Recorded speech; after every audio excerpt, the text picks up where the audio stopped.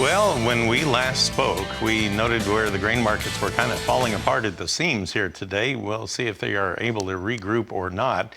So let's take a look at our quotes provided by Bar Chart on the corn market first, shall we? So here we go. We'll start with a look at the May contract. And on the May, we're still lower, but now we're only down 2 3/4. We're at 627 1/4. We've actually come back off of our earlier low this morning by about 4 cents right now.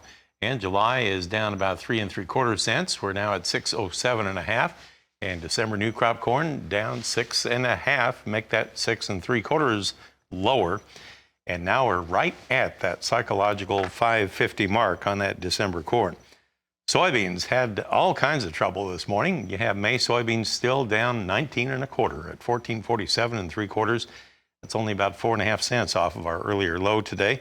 And the November contract down 18 at 12.78 per bushel. Well, in the wheat market in Chicago, that was pretty nasty there for a while. It's still not pretty. We have May down 20 1/4. We're at 6.63 per bushel. And believe it or not, that's about 9 cents off of its earlier low this morning.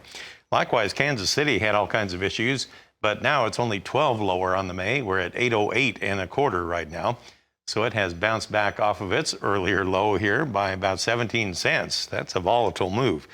In Minneapolis wheat today, we have the May contract 9 3/4 lower at 8.36. And the cotton market overnight had been higher. Right now, we're still higher on July by 67 points. We're at 79.12, and the December contract up 38. Under 80 cents, though, at 79.92 per pound right now. Well, I'm pleased to welcome aboard Todd Bubba Horwitz, BubbaTrading.com. He is in Chicago. And Todd, always good to visit with you about the markets. Man, oh man, they really got after the grain trade here in the first hour of trading. Things seem to be kind of stabilizing a little bit right now. But what's your take on what was pulling it down like that?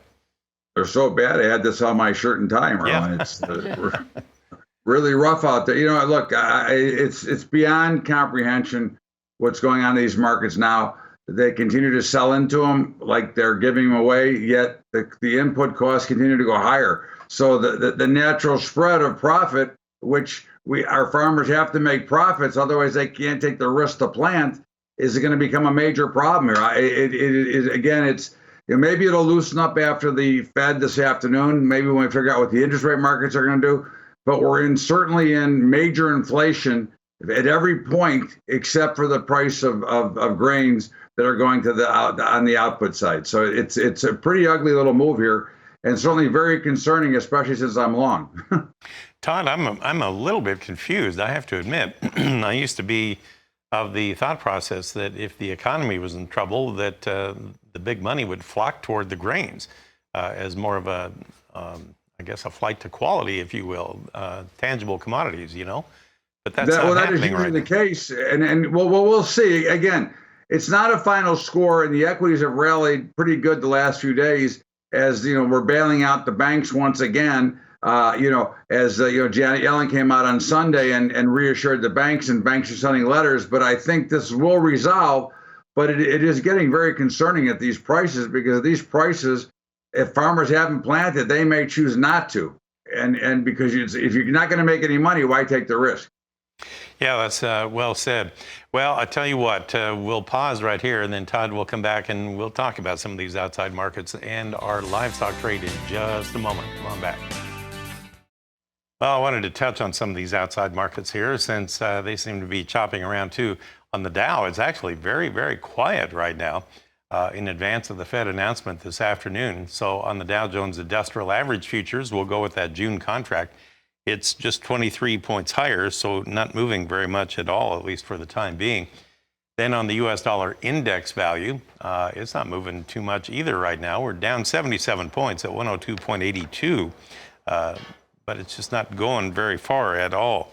Crude oil trade, we've had some big moves up and down over the past week, and today it's kind of meek and mild, actually. The May contract on West Texas crude is 28 cents higher at $69.95. You know, it peaked up above $70. It got up to $70.25 this morning, but now it's at $69.92 right now. Well, on live cattle, here we go with the June contract down $1.12. We're at $155.02. All the other months are showing double-digit losses. On the feeders, you have the April contract 72 lower at 193.97. May has the biggest loss. It's down 82 cents at the moment. In lean hogs, you currently have April down 47 cents. But, wow, you go beyond that and everything way over $1 lower. May lean hogs down $1.20. Check out June, down 175. So let's talk with Todd Bubba Horwitz of BubbaTrading.com once again about this market action.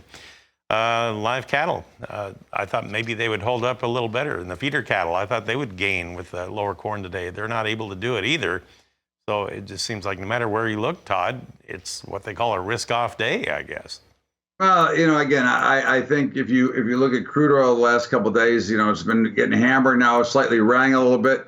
And if you look at just compared to just the budget of the average person who's going to come out and buy it at retail, what do you have? You've got higher crude prices, so it bodes better for hogs here. But I think cattle looks really solid. I don't think they're going down a lot. I think they're going to hover and kind of churn this range.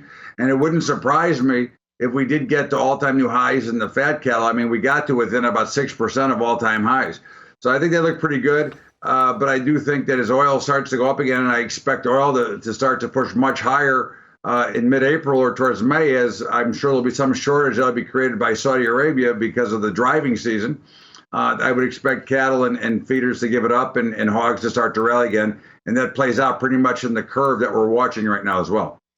On the beef cutout values that USDA reported yesterday afternoon, it did catch my eye when I saw that both the choice cuts and the select cuts were down again.